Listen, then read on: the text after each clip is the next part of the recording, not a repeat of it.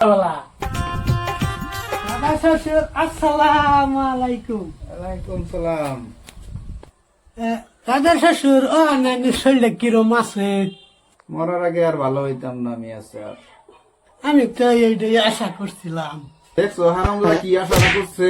হ্যাঁ দেখছো? তাইলে দাদা শ্বশুর কোন ডাক্তার দেখাইছুন? আমার আর ডাক্তার আর কি দেখাইয়া আমার আর যাইলি লাস্টে ভরসা হয়ে গেছে। আর ডাক্তার মারতে লাগতো না।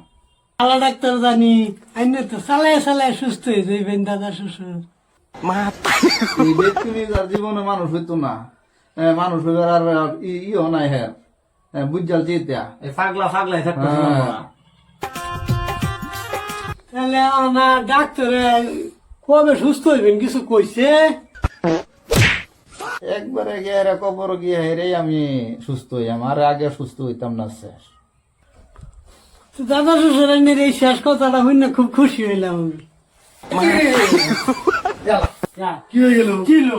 এই যে কি গেল?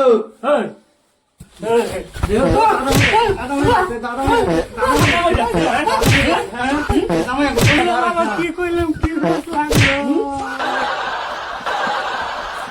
আর আস না যা